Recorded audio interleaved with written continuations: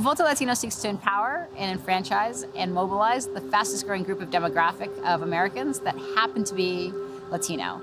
We decided that the best way to pay it forward to the community was by granting them $500,000 in partnership with the MacArthur Foundation and giving them one task. What are tech ideas that you would love to see realized that would impact the Latino community in a large way? And one of those big ideas is Mayra Cruz's Mi Mentor. My name is Mayra Cruz. I'm from Los Angeles. The ultimate goal of Mi Mentor is to connect undergraduate students with mentors that look like them, mentors that have gone through the same struggles as them, and help get a lot more Latinos into medical school and out of medical school serving our Latino communities. Now, Latinos are only 5% of physicians in this country. So the number has been declining in terms of population growth. The first time I thought that I could be a physician, I was about 8 years old. I used to go to the doctor with my mom. She was diagnosed with a disease that required her to go very often. And I was a translator for her, so I would get excited in talking to the residents and asking questions. My mom would say, "Look at those young ladies. They're so smart. Wouldn't you want to be a doctor like them?" I didn't really have any role models when I was a kid. There was no one in our family that was, a doctor, a lawyer, or, any type of professional.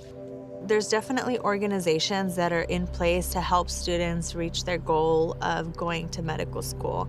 And I remember going to their meetings. The problem was they weren't really tailoring their conversations to the problems that Latinos are facing. I have personally had the experience where one mentor can completely change that. My two favorite and closest mentors are Dr. Marco Angulo and Dr. Efrain Talamantes.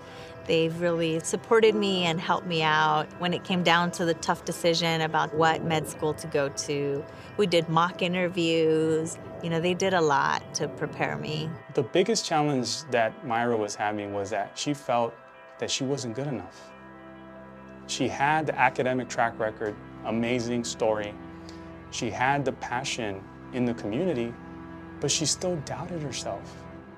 And so most of my mentoring was really almost acting like a coach.